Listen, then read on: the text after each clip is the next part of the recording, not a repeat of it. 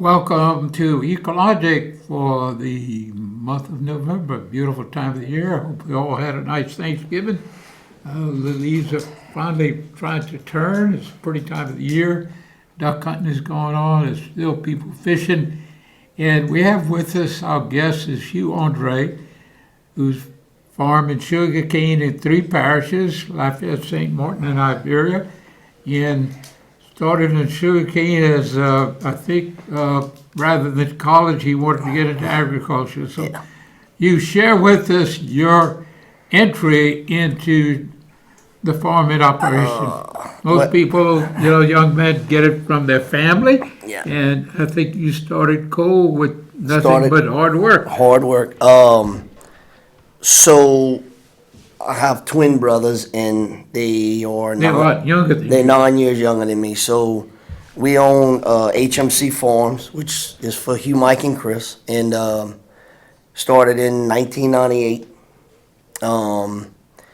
Started in the sugar industry, I would say, probably 14 years old. Started with A&M Farms. One of my best friends, his daddy owned the farm, Paul Viator. I was around agriculture a lot when I was younger. With So you're my around mom. me, you Yeah. driving tractors Just and. when we were young. I just never in sugarcane. We didn't never in sugarcane, and learned it. Worked there throughout high school, into college, and Mac Viator, which is the M in A&M Farms, he and Mr. Blaine Tozan. Mac sent me to go to work for Blaine after a while. He said, "It's time for you to go on your own, buddy." Because they had a lot of nephews, and it was a big family Sure. on A&M. And went with Mr. Blaine for a couple of years, and got a little piece of land, and about 75 acres of land. And I told Mr. Blaine, I asked Mr. Blaine if I could work for him for free, if I could use his equipment to farm my little piece, and I would work with him. And I went borrow against my pickup truck so I could have a little bit of money to live for the year. And that's how it was started in 1998. On my first crop, I had 75 acres of cane. Made my crop, and then the next year, Mr. Blaine said, "Well, that worked out really well, so now we're gonna switch. So get ready, buddy. You can buy I'm gonna sell you this farm, and you can buy my farm, and I'm gonna take my little 100 acres I got over there, and we're gonna switch roles." So that was that's So- how that began. I don't So know, you had a 25 farmer years who ago. was kind of retiring. Right. He was retired, and what it was, he didn't want to take the next step because that was the transition when we were going from the whole stalk harvesters to the combines, and it was a big transition because you were buying the combines and you were buying the Much more wagons, and expensive oh equipment. yeah, a lot more expensive, and it was all a new system and a new game. And he like he said, it's here you go, buddy. Yeah. You know, so Sink you or know, swim. I mean, I figured why not. I had zero when I started. At some point, your brothers came in with you. Yeah, my brothers came in with me in 2003. Yeah. They were, I think, 18. They were in school, and they were in college. They were at UL. And And it's sad to say, I don't think UL has an agriculture curriculum anymore. no. So what happened was a friend of mine down the road that was actually a sugarcane farmer, he passed away at a young age at 53. Wow. And yeah, we were offered a good bit of the farm and the land. And so I told my brothers, I said, "Look, bud, if y'all want to get it, this is your chance. We can pick it. We can pick up we can pick up a good bit." So I don't think it took them much more than driving to UL and signing the papers to resign to come to start farming, And because just, they've been around it. They've been around. Mike and Chris been around it for a long time, since they've probably been, 5, 6 years old. So and you're also, beyond your own personal operations, you're also involved in state issues with sugar cane and sugar production and Right. some of the threats that are coming down the road, Right. and Right. just how many acres are we planting in Louisiana? Well, right now we got 496,000 acres of cane. In how many parishes? I think we 28. Is it Yes. 28 parishes? I mean, we're almost all the way to Alexandria right now. I know Rapids of oil is right. big time. Right. Of course, news of cane that's the last 10 or 12 years is Vermilion, Acadia, Right. Calcasieu, And I mean, you know, Jeff Davis. it grew a lot in going kind of towards the west, towards the Vermilion area, Erath area, you know, all of those areas where they had a lot of Vermilion rice. used to be the dividing line. There was no Right. sugar cane Yep. west of the Vermilion. But Yep. now that Oh no, they got a lot of sugar cane west of the Vermilion. And I mean, what it was, you know, the price of rice is not right. it's not the greatest. And I mean, the guys that were farming rice, they got into cane, and you know, the mills stepped up and helped them started planting. Yeah. And look, I mean, you know, there's a lot of places that I farmed when I first started that's not in sugarcane anymore. That's in, you know, residential and things. So you have to find Look at other the places area to. around Youngsville. Yeah, How many I mean, look at thousands Youngsville. of acres You know, have been they had a taken lot of out of land, sugarcane and for that was residential use. prime time land right there. You know, Oh. for sugarcane. That's prime time land for sugarcane. And But if you just, you know, when you look at what's the threat to cane, it's also, you know, renewable energy. Absolutely. The solar. it's a huge threat to sugarcane, and Because to it's produce the- 100 megawatts, you need 1,000 acres. Mm-hmm. And they won't cut down trees to put it. You know, they want prime farmland to put it. yeah. And I mean, I understand why they want the prime farmland to put it, because there's no work to do to it. It's all been done. So, but It's clean, it drains, it's Yeah. all the work's done. So if you go there and pick it up, you know, it's easy. And how many mills do we have in Louisiana? We got 11 mills right now. I think when I started farming in '98, I think we had almost 20. Wow. Yeah. You see Broussard close. I can think of a bunch of mills that have closed Yeah. over the years.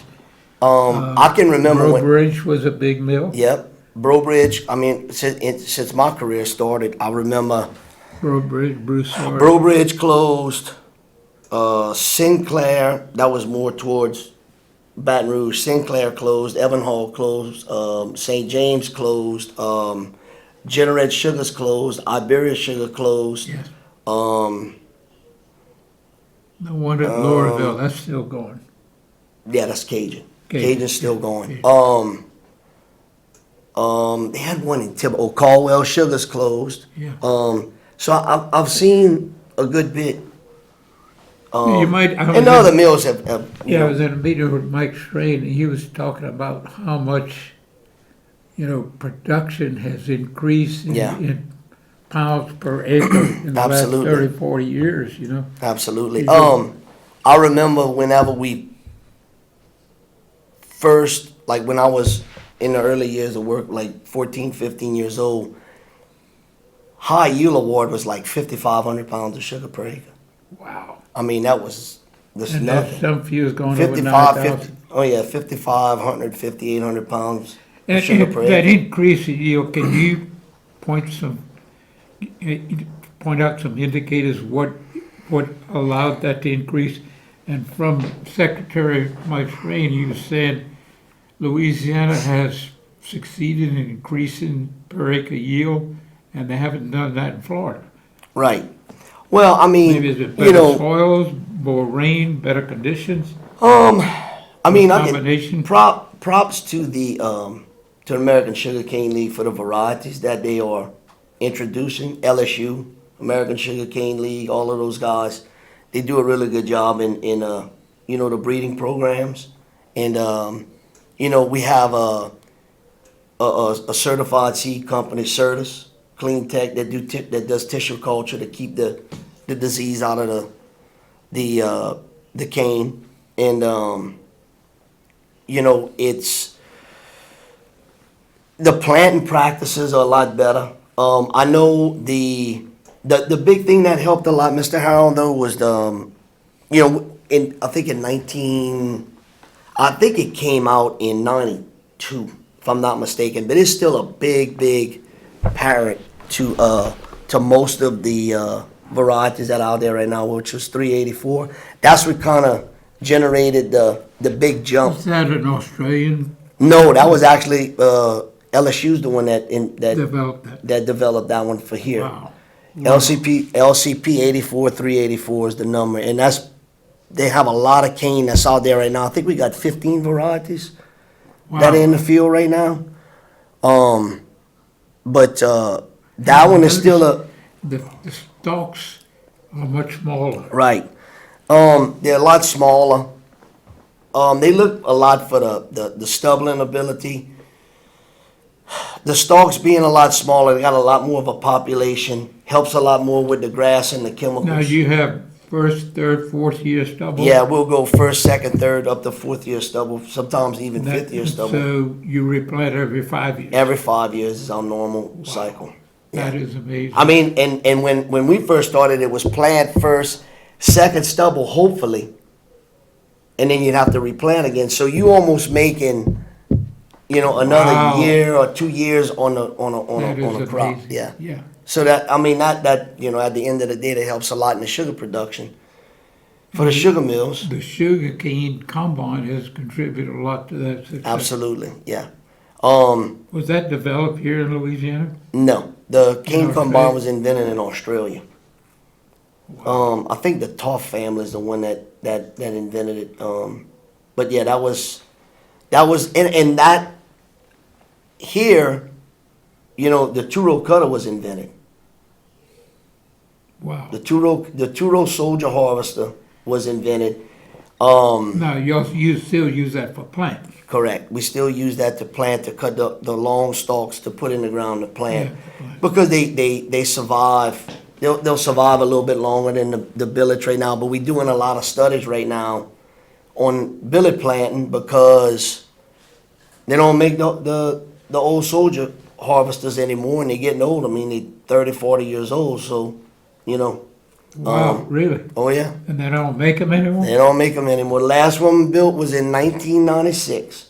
Wow. Camco built the last, I think Camco and Broussard Built the last built the last ones in 1996.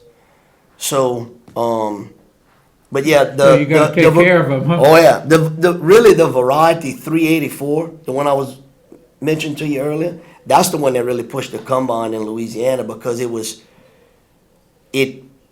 fall so easy, and it was with it the was combine, not that doesn't make any difference. and then it knocks it down to pick it up anyway. Yeah. yeah. And it was tough cutting on that soldier harvester on that 384. I had a lot of bad days on a two-row cutter. Wow. But I mean that variety right there So is when the you were one that using a two-row cutter, the cane would lay, and then you'd have to burn the leaves. right. Then we would burn in the back. Yep. Now, did that bring a lot of contaminants into the cane because you were burning actually the cane stalks? Was that an issue? Right now, the combine cuts the tops off, right? Right. Well, the two-row cutter had the top, and it would cut it off, and then would lay it down, and we would burn the shucks off to haul it to the mill. Yeah. That's what we did back in the day. But what I was saying was the 384 variety is the one that really introduced the combine because we had so much. That's when the big jump came on the sugar. We saw yields of, 35, 38, 40, 42 tons per acre with some 220s and 230 sugars. And Wow. it was unbelievable. Yeah. To where So, the varieties before it, the 321, 357, 318, those that were the generation before the 384, I mean, they would do 30, 31, 32 tons with 185 pounds of sugar. yeah. That's when we really saw the industry made a huge change when that came about. Wow. Yep. So, but yeah, so that's how I and the other thing that contributes to the Now, some of the things that set y'all back, of course, is the threat of renewable energy, because if you Yes. start taking out thousands, you start taking out mills with it. absolutely. And because, I guess the best way I can explain it to you, people see sugar mills, they live here, I'm not saying they take them for granted, but you know, every time harvest season starts, you see the mill smoking, and Sure, you know, and everybody, it's a big monstrosity, and Yeah. you look at it and you're like, you know, that'll Yeah. be here forever. But if that mill doesn't smoke for 1 year, it'll never smoke again. that's right. And you need probably, on an average, between everything, the mills probably average about 40 to 50,000 acres per mill. So if you get to, you know, this is the big problem. If you got a mill that needs, for example, it needs a million, it needs to grind a million, 200,000 tons of cane to be profitable, Yeah, but it only has enough land that it can only grind 600,000 tons. Well, it's not gonna stay open, and it goes out of business. That's that's the way the history has been, is that right. as the acreage diminishes, the profitability That's goes right. away, and they can't stay. Yep. Yeah. They can't stay in business. So, you know, the sugar industry generates about $4 billion to the state a year. It's a big, you know, it's second behind oil and gas, if I'm not mistaken. And you know, I know. And you know, people have to realize that, like oil and gas, or timber, or salt, that's base economic value. That's created worth. That's Yes. what multiplies through the economy. So Right. you see $4 billion worth of, you know, sugar in Right. the economy.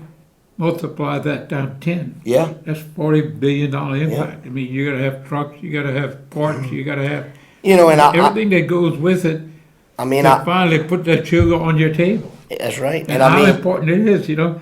One of mean- the things, World War II, of course, I was alive then. I remember the ration tickets for sugar was, they had a cannon, it's like a stamp, right. and they had a cannon, and sugar was blue. Mm-hmm. The gasoline was kind of pink, you know, and then they had beef was red, and you know, my dad did a bunch of work for the sugar mills as you know, he was a mechanic in the automobile business, and anybody had good contacts with the sugar mill, you get brown sugar. You Absolutely. can bring a 5-gallon bucket, you bring, And and so you miss the rationing. oh yeah. And I mean, and today the sugar we making on the back of the mills is almost white. People don't realize how much the world per capita consumption of sugar is like 7 or 8 pounds.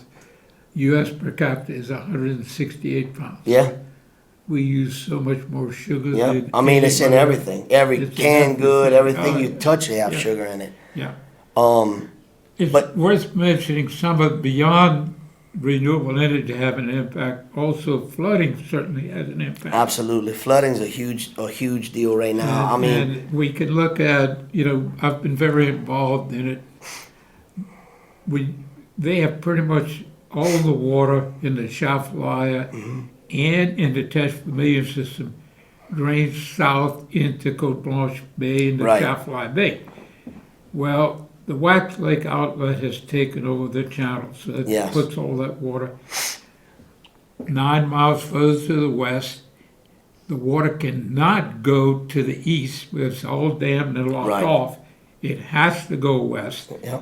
down to intercoastal. The outlet to the bays are closed. Mm-hmm. They're silted in, filled in. The coastal restoration people have refused to deal with it, although the projects have been put in their hands and they evidently can't get enough support. The project is too small to dredge that. So you've turned the intercoastal into a hydro dam Right. that carries the water from St. Mary Parish all the way to Intercoastal City. That's right. And farmers along there saying, you know, I mean, we don't have the tidal exchange. When that big flood is coming through from the Lake Foss Point system, all the water from Alexandria on down drains right into what we call the Sheraton Canal. And that used to go to the bay, but it's closed, so it's all stuck in the intercoastal. And they have the Wax Lake outlet, Right. which has taken over the main flow through Morgan City. So that pushed everything, so the intercoastal now is getting deeper and carrying more and more flow. the people who run the tugboats are saying at times they got a 3 to 4 mile an hour float, Oh, yeah, and so they losing, the tugboat only goes 6, 7 miles an hour. absolutely. So the net speed is only 3 or 4 miles an hour when that flood's coming through, but it's keeping all that water. And I'm curious about all these issues.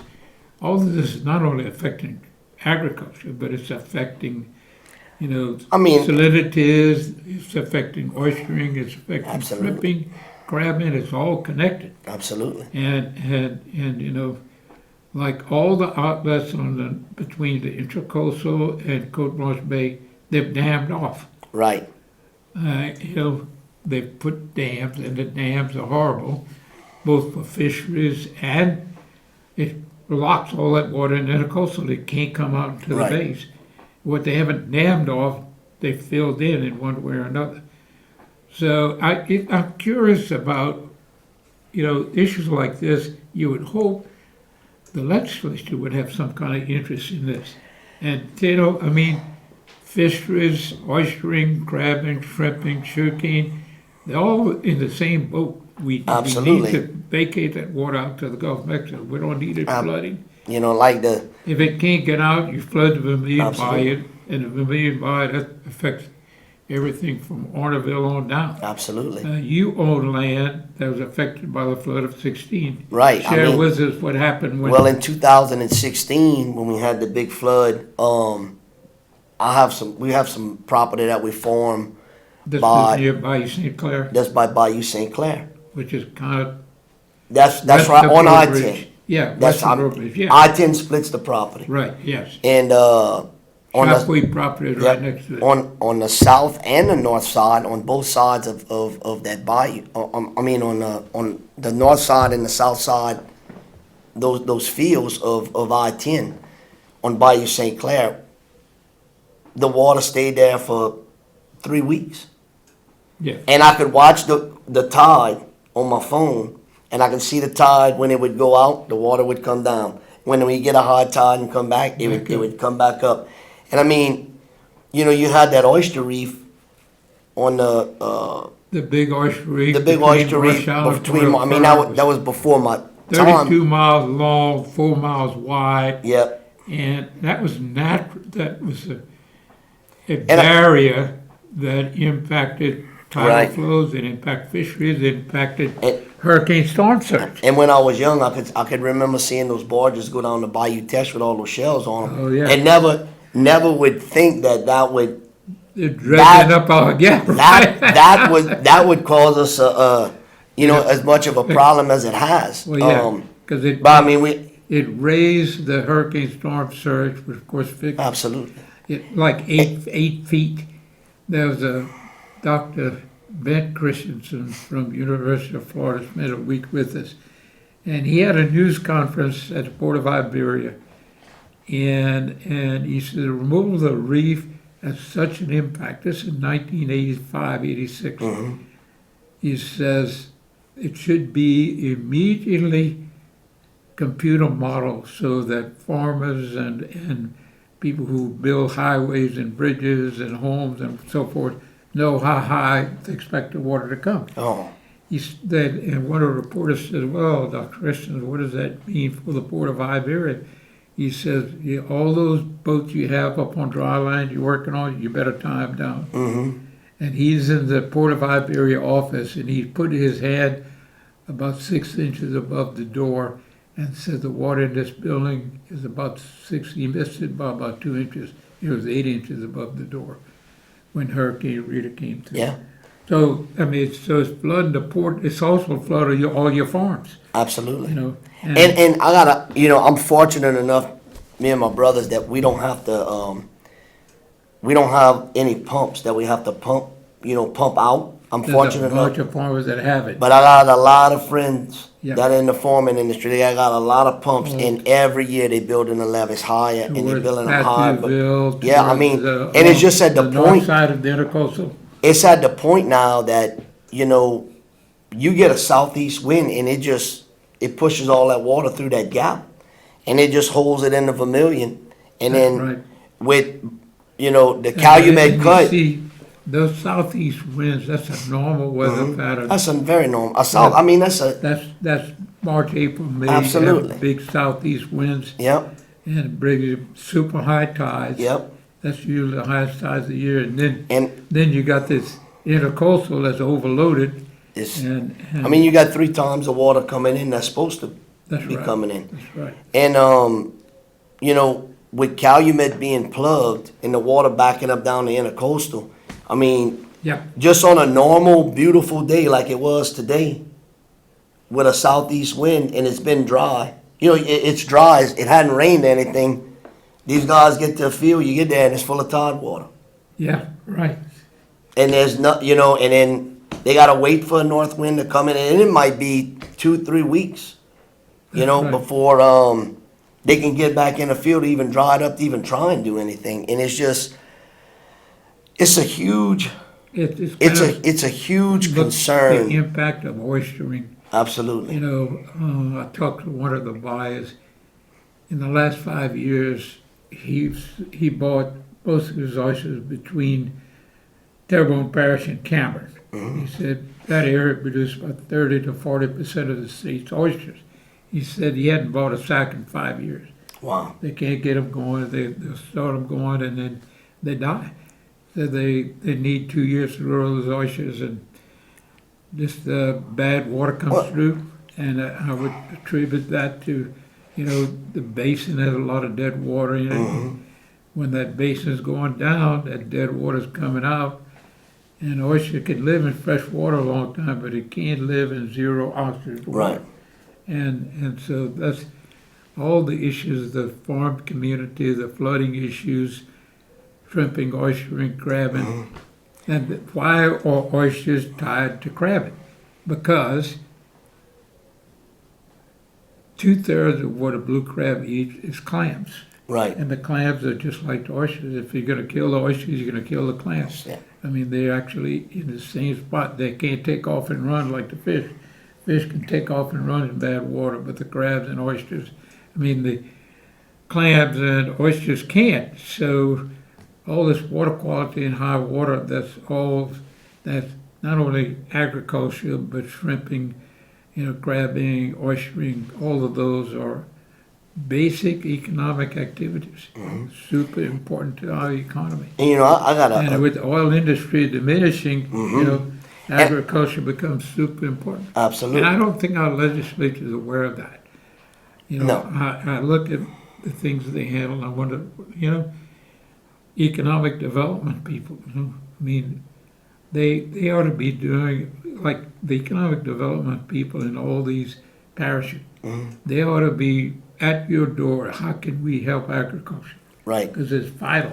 It's very vital. It's It's a very term vital to the state. Sustainability, you know. You know, very How vital long to the state. sugarcane was first planted in Louisiana, like in 1789? 85, I think. Yeah, I think it's 1785. 1785. So it's been almost 300 years. And it's still here. Yeah. And it's pretty impressive to think that an industry like that has lasted that long mean, it's and has gone through- grown. Yeah. I mean, Whether, you know, slavery, people, well, you had to have slaves through sugarcane. Well, they found out after the war they didn't have to have right. slaves. The sugarcane was a vital part of the economy, and they'd find a way to do it. Now, Yep. Mechanization became a big part of it. Yes. Poor people came from Ireland and you name it. They were willing to work in the fields back in those Yeah. days. Yeah. And you know, it's a huge economic booster to this area. And I There's mean, a lot of a lot of people that are not in the industry, they touched by the industry every day.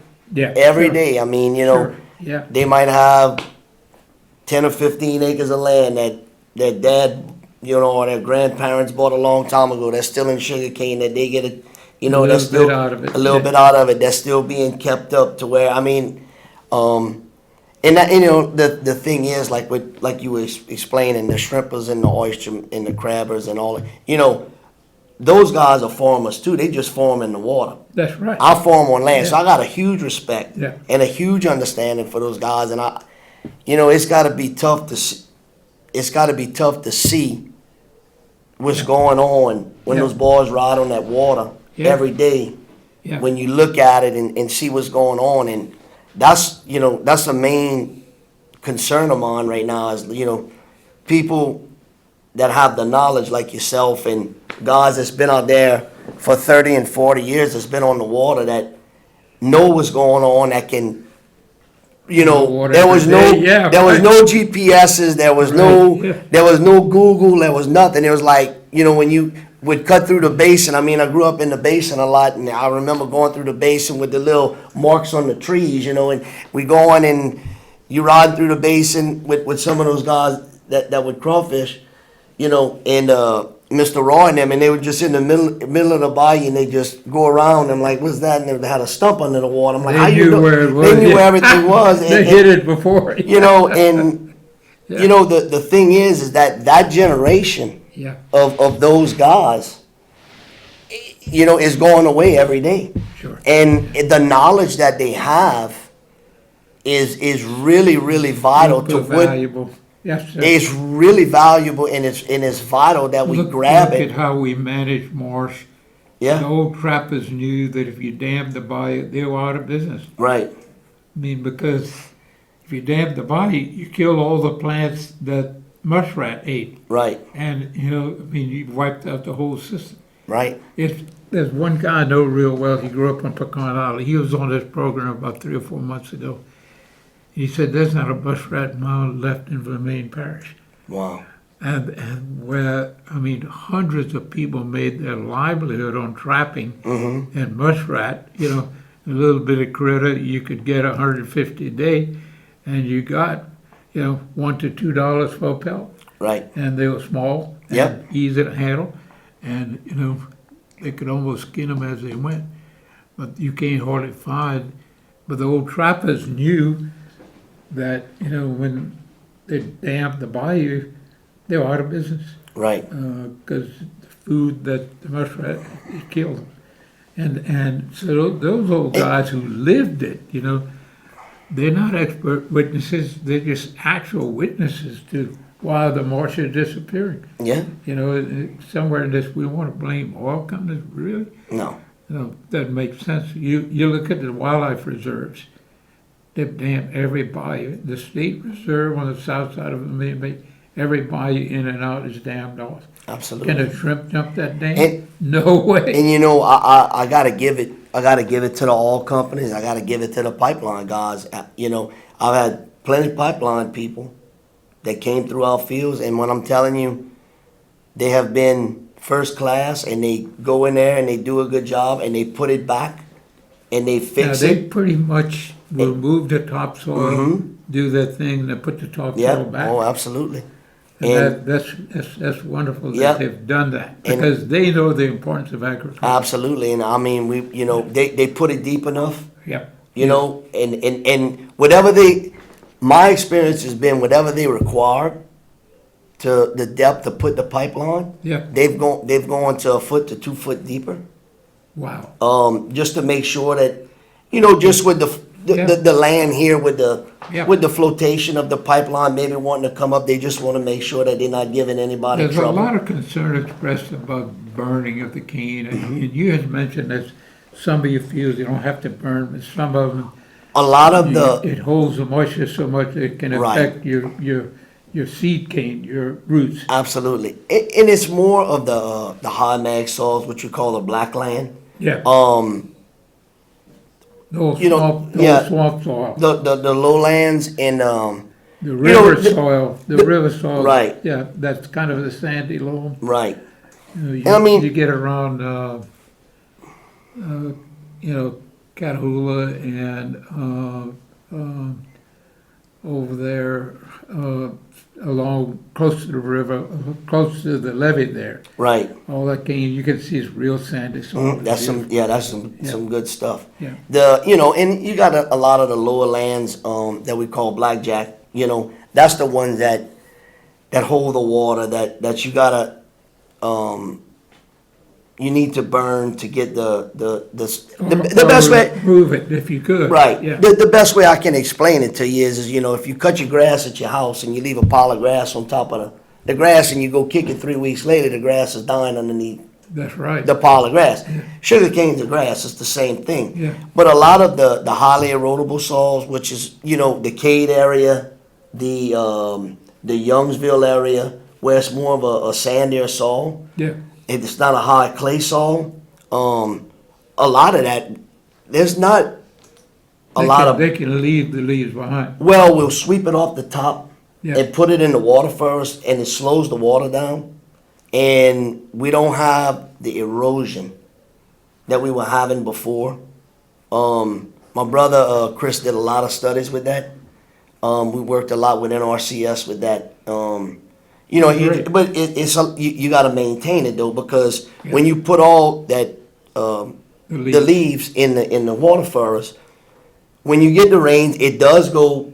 We put the drop pipes where the water falls in the pipe and then hits flat and then runs out, so you don't have the erosion and will cement around the pipes. But I mean, you do have to maintain it to make sure it doesn't get plugged up with the leaves, I know so it'll the- start running over the top. But I mean, it The does company slow that makes down. the pellets, they looked at, and Brad Ollie and Mike Shane both were dealing with the company. They had looked at making the pellets that they send mostly to Europe. They Right. make these, they cut down our forests, usually pine forest, they cut Right. every tree. I mean, it might be a benefit to Europe, but it sure a loss to us to lose the trees. Right. But they had looked at making it from the bagasse, but it doesn't work. Their chemical lab says it doesn't work well. They never looked at collecting the stalks Right. of the leaves. The leafy material on And the if they stalks. can make that into pellets, then it's a great benefit to them because it's much easier to get the leaves than to cut down the forest. Mhm. And Look, the pellets that- are they're $190 a ton. And what the Europeans do with the pellets is they pulverize it into dust, which they mix with air, which they run through gas turbines. Right. Very, very efficient. Yeah. Very, very Well, I efficient. mean, we don't have to send. If we can make it happen, we don't have to send it to Europe. We can use it up here. They got a lot of people that are cold up north. I'm sure they would like it. You know, you wonder why we wouldn't generate electricity. Yeah. You know, And I mean- the Lacasine mill, they were taking that bagasse, they kept it in a big barn. They kept it dry. That's kind of important to keep it dry Yeah. because you lose a lot of energy if you let it get wet. Like it's dry, it's like 8,000 BTUs per pound. Wet is 4,100 BTUs per pound. So to keep it dry is critical. Well, they were generating 20 megawatts of power. Right. They were using about 10, so they were selling 10. And it was a renewable energy sale that Yeah. actually Entergy handled the sale of it. You know? I mean, all I the think shit. a lot of that needs to be looked at, and Yeah. taking the waste and making it energy is something I very. mean, all the sugar mills in the state are capable of putting the power back on the grid. I mean, I've been all And over. you were saying they're not allowed, Well, or that they don't buy it. they don't buy it. The energy's not bought. I mean, we can buy it. I mean, we can put it back on the grid. That's not a problem. We can put the energy back on the grid with the sugar mills. It's It's just, probably at a very low cost. I really don't know what the cost of it would be, Yeah. but everything's got to have a cost effective deal, Sure. to make sure Absolutely. that everybody's Yeah, I on mean, the same. Your process has a lot of waste heat, Right. and they already have put waste heat recovery plants at the carbon black plant at Cabot in St. Mary Parish on the intercoastal. That's a 50 megawatt plant. It's 3 cents power. It's real cheap power. Right. And probably that same opportunity exists with the mills because she operated maybe 4 months, but that's still important. Yeah. I mean, Yeah. and I mean, I've been all over, and I'm to Central America and other places, and they all those mills put energy. They put energy back on the grid through the sugar mills. And Really? oh yeah, oh yeah. I really Now, believe see, Colombia and Brazil use a lot of their a sugar lot of to ethanol. make ethanol, Yep. which they run straight ethanol in their cars. Right. And most of our cars, we could do the same with little minor changes. But you know, it probably makes more sense to make ethanol out of cane than out of corn. Oh, absolutely. Yeah. Because just give you an example, like in Belize, I got a good friend of mine that owns a sugar mill there. One of his main sources of income with the mill is putting the energy back on the grid. Really? Yeah, yeah. Wow. Actually, that was a mill that was purchased here. One of the mills that went out, and we picked it up and moved it to Belize, and it's back operating over there at St. James Co-op. It's operating in Belize right now. So but they moved the whole mill to. Yeah. Moved everything but the boilers. Wow. Yep. But yeah, and that's one of his main sources of income is to put the energy back on the grid for the country. So There's a missed opportunity there. yeah. But the farmers are really open-minded people. And Sure. if they got a company out there that wants to come try and rake up leaves and bale them and bring them, and look, we'll be glad to try and figure out. Just what the needs to be material is worth $32 to $34 a ton. Just the biomass. That's what the value of it is right now.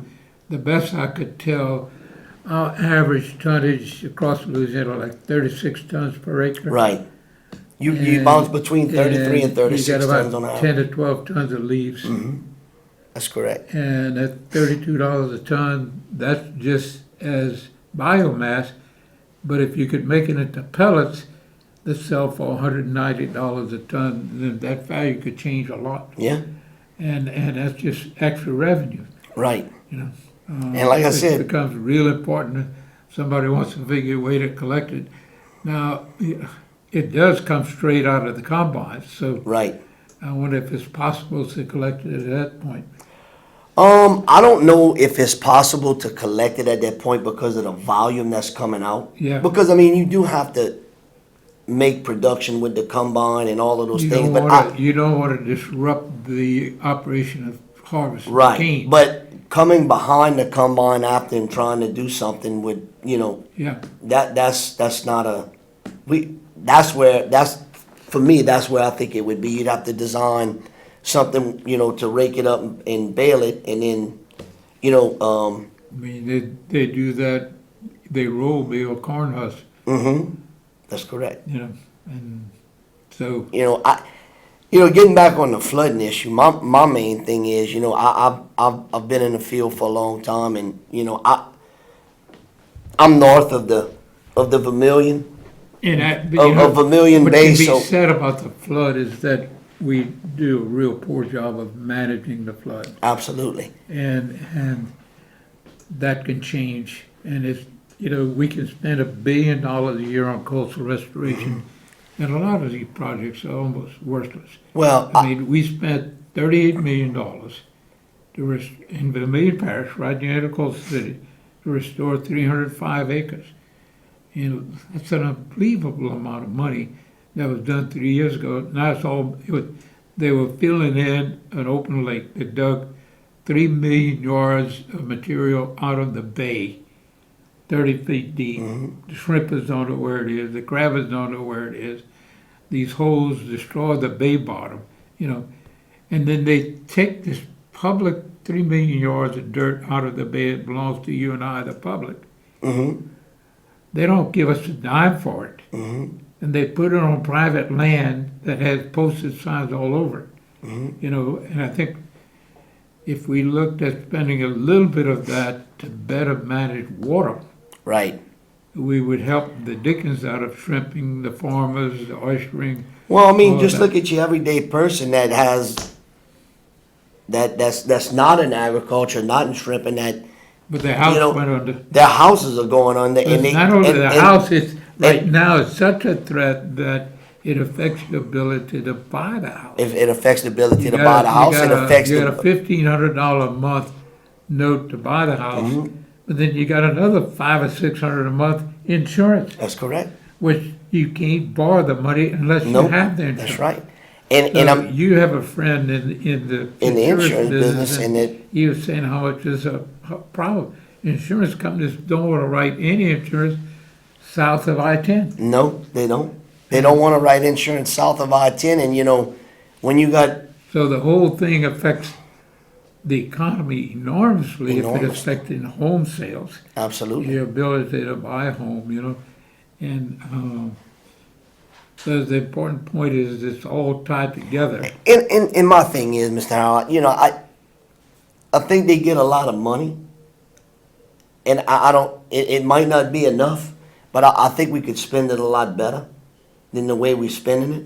No question about it. And it's gonna help the everyday person that's not a shrimp or not a crab or not a sugarcane farmer, that's not in agriculture, that has a house in a subdivision that was never in a flood zone, that's in a flood zone now, and they don't know why it's in a flood zone, and you know, they Insurance FEMA companies comes, know why. yeah, and FEMA comes back and they redraw these maps, and I mean, you know, I grew up when we were young at Sycamore Point. I never saw the end of Sycamore Point flood down the road, just with a regular little thunderstorm coming in. I mean, now you got 2 feet of water with a Yeah. high tide at the end of the road under Yeah. these camps, and it's just, it's got everything to do with, you know, the Calumet's plugged, the water's backing up down the intercoastal. You got a 32-mile gap where the southeast wind pushes the water in, and it's trapped. There's nowhere to go, and then everybody gets into a panic when we got a 6-inch rain, and we shouldn't, because the problems is The you gotta hydrologist, the way unplug. he put it, he says, the channel capacity through that reef was about the same as Southwest Pass, about 50,000 square feet. Right. You took it all out, you went from 50,000 feet to 3 million feet. Right. And so why the cane farm's going under, the home's going Yeah. under, the port's going under, the highway's going under, that's one of the main reasons. And it's not just the hurricane, the big high tides of the springtime Absolutely. is moving, and it affects the ability to drain our whole area. So, Yeah. I mean, all these things are so tied together, when they were taking those shells out, they were not only taking the reefs that were underwater, they were taking the barrier islet, like White Shell Reef. The guys who are doing seismic work out there, they tie their quarter boats behind it, and those guys would play baseball on White Shell Reef. Well, they came and just dredged it all up. Eugene Island, where the Coast Guard station, they dredged up that island. Wow. And, they dredged up the Federal Wildlife Reserve, the Shell Keys Wildlife Reserve. They had these big islands, barrier islands out there. They didn't let them take the islands, but they let them dredge 300 feet from it. Right. So these islands were 5 Yeah. or 6 feet above sea level, where all the pelicans nested. Well, they dredged 40 feet deep, 300 feet, so the big winds and waves came and dumped Yeah. all into the holes. Right. And that was allowed by people right here in Lafayette with U.S. Fish and Wildlife, allowed that to happen. They should never have let them dredge shells in a federal wildlife reserve. Right. That's horrible. It should never have been done. And you know, I know all those things happened a long time ago, and I mean, what's done is done, and we can't bring it back. But I think that with the money that we being allocated here, I think we can. Spending $1 billion a year trying to do something. I think we can take that $1 billion and do a lot better than what we're doing. Oh, But we man. need to go get the people that see it and live it and do it every day. The right. guys that get in those boats every morning and go out there and go see where the water's coming out and see how the water's going. Why is that water going that? Man, I've never seen the water go this way. Why is it doing this? And they know because they live it. And Shrimpers know. they do it every day. Those Yeah, guys are on the the water shrimpers every day. know. Yeah. And that's the knowledge that Yeah. needs to be taken Yeah, get these right. projects So that we can make moving in better the right decisions. direction. in the Absolutely. future, And yeah. We're working on a project that would, all the water from Alexandria on down comes right to us, all comes to us. And it all goes through Lake Falls Point, down to Vermilion, and down to Tesh, right through Baldwin, right to the bay. Well, the bay is closed.